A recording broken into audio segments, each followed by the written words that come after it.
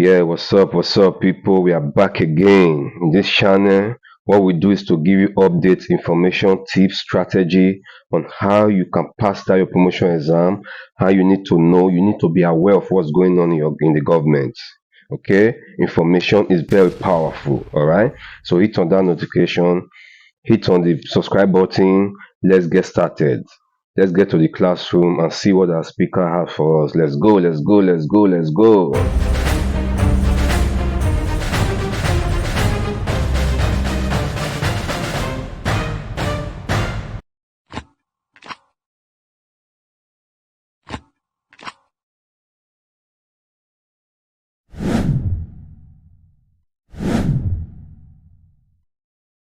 We are here again today. Today we're going to look at appointment in civil service, how it has been done. Under appointment, we are going to cover certain sections under appointment in civil service. As you can see there on the board, the first one there is definition, or we explain what appointment means in civil service. The next one we shall look at is procedure, or how appointment is being done in civil service. The next one we shall look at is eligibility or criteria for an individual to be employed into the civil service. Then the next one shall be types of appointment in civil service. Then lastly, what we shall look at today is transfer to secondment and posting, all in civil service. However, before we go into the class, I just want to make a recap of the last class we had. The previous class we had, we were looking at the history of civil service before and after independence, how it was formed, and how we got to this stage, how the law backed civil service. We mean in 1999 Constitution as amended, Section 153, Section 169, and then Section 318, all talked about civil service of the Federation. We also looked at the institutions of government, the two major institutions of government that manage civil service in Nigeria. We looked at, we talked about Federal Civil Service Commission, which handles appointments, promotion, discipline of civil servants. Then we also talked about Office of the Head of Civil Service of the Federation. We said they handle primarily the welfare of staff, that is about salary and pension and other things that have to do with staff welfare. We also talked about code of ethics in civil service. We gave some examples. One of them was being politically neutral. As a civil servant, we said you cannot be into politics. However, that does not mean you can't have your voter card for you to cast your vote during election. We also looked at the core values or core principle in civil service, which we said it is STEP. That is, the acronym is STEP. S stands for steward, S stands for steward, T stands for trust, E stands for engagement, and P stands for professionalism. Then we also looked at functions of civil service. Then we also look at the structure of civil service. So we talked about the horizontal and the vertical structure. We gave example of the horizontal structure. We gave example of the vertical structure. So in build up to that, we just look at few questions that we may just to take our minds back to the last class we had. As a civil servant, perhaps in the course of your examination at any grade level, majorly for senior officers from grade level 8 and above, you may come across something like this, questions like this. What section of the 1999 Constitution has amended established the Federal Civil Service? We talked about that in our previous class. It says Section 153, Section 169, and Section 318 further explains it. Then you could also have a question like this: who is the present chairman of Federal Civil Service Commission, and how many commissioners are there? We also talked about that in our last class. For a recap, we said the present chairman of the Federal Civil Service Commission is Professor Tunji Olokba, and there are 15 commissioners. And as we said in our last class, we said each of these commissioners represent a minimum of 2 states, and some may represent 3 states. However, we also said, prior to the build-up of the present civil service, the first headsman of the civil service, further questions like this could also be asked.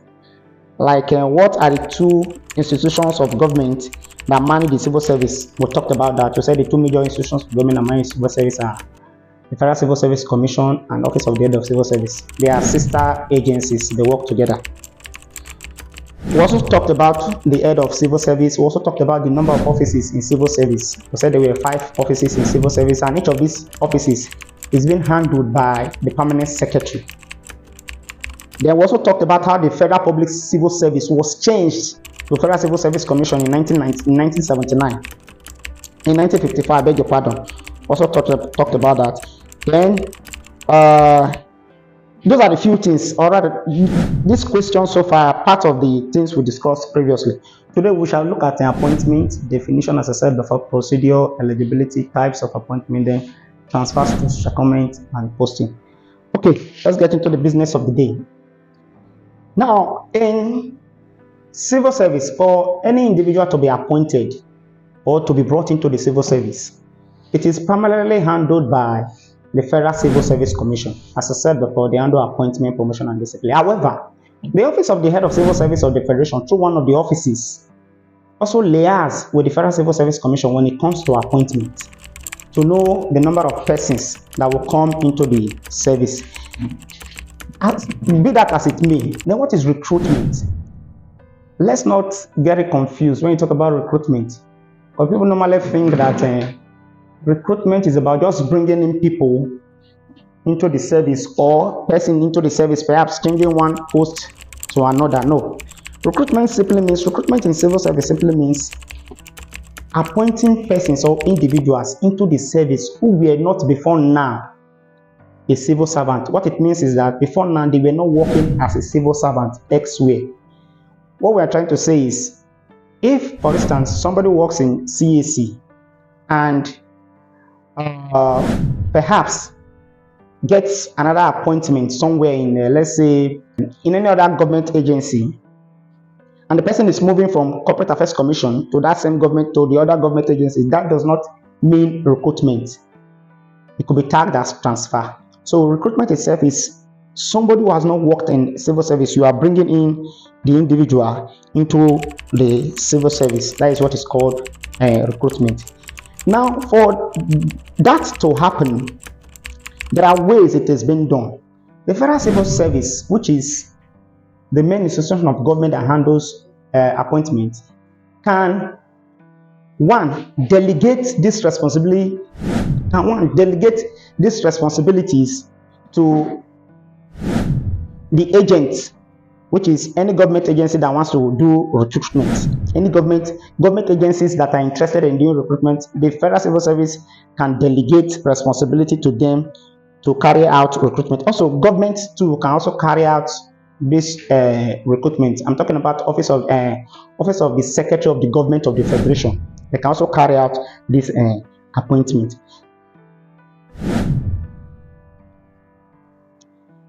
Now, for Federal Civil Service to carry out appointment, what they normally do is this. As an individual wants to work with the government, the individual is first advised to go get a form. They call the form FC2 form. That form is filled and submitted to the agency. Now, practically, you just go there, pick the form and submit. No, it does not end there. What you're expected to do normally, you are expected to consult your commissioner. Look for the commissioner that represents your state, if possible. Let him or her know that you are from so state. You have come to drop this form, just in case anything comes up, because the essence of filling that form is for them to process, look at your qualifications, and further call you up to say, young man, you are shortlisted for that, you are shortlisted for this. Where that is not done, where powers are delegated to line NDAs to carry out appointments, what the line NDAs do, these appointments are being done through what we call the Senior Staff Committee, or Junior Staff Committee Headquarters, or Junior Staff Committee Local.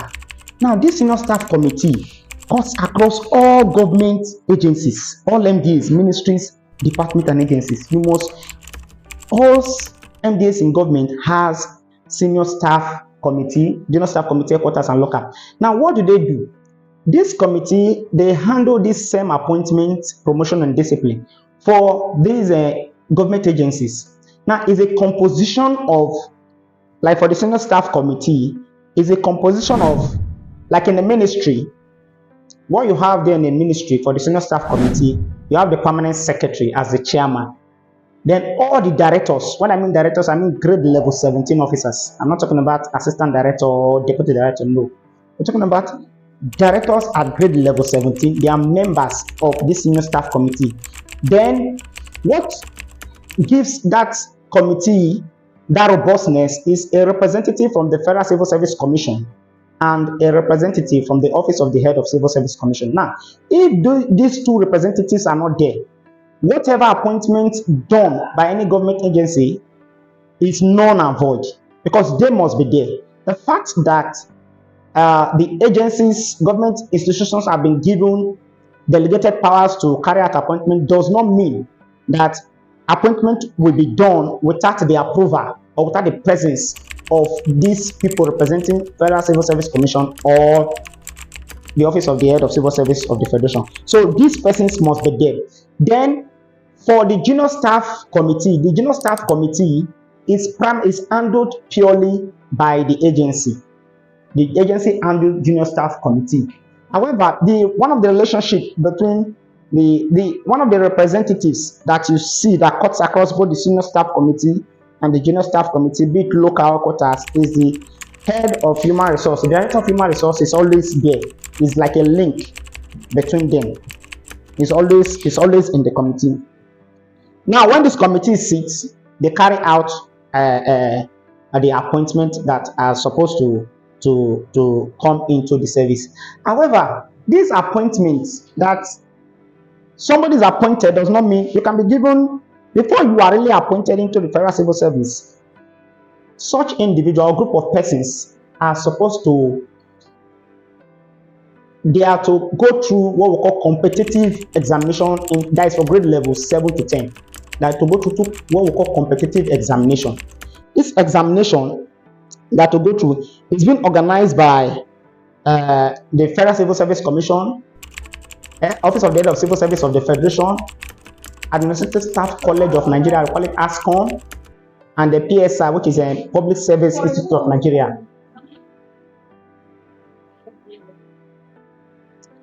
Okay, as we said, Federal Civil Service Commission, Office of the Head of Civil Service of the Federation, Administrative Staff College of Nigeria, ASCON, PSI, which is Public Service Institute. This government parastatal come together to organize these competitive entrance exams for those on grade level 7 to 10.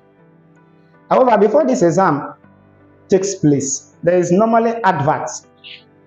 They're supposed to put up adverts in national dailies, at least 3 national dailies.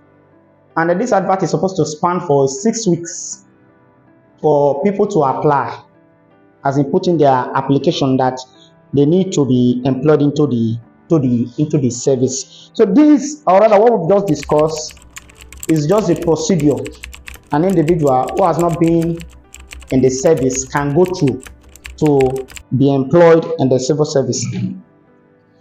Now, let's look at eligibility of appointment in the civil service. Eligibility. Let's look at eligibility. Sometimes it is called criteria.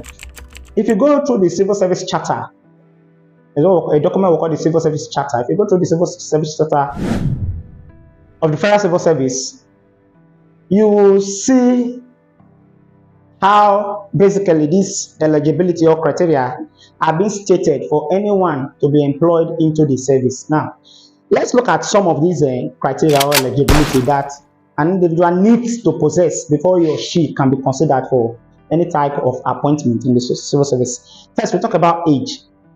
Now, there's age bracket for you to be employed in civil service.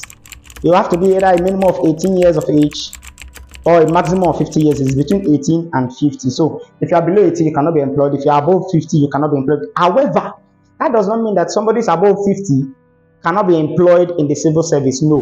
By the time we start talking about types of appointment, you will now see why this age bracket has to come in between 18 and 50. But we'll explain that further when we start talking about types of civil service. In our next class, we'll start from there before we go into the next topic for the day. Thank you very much for listening.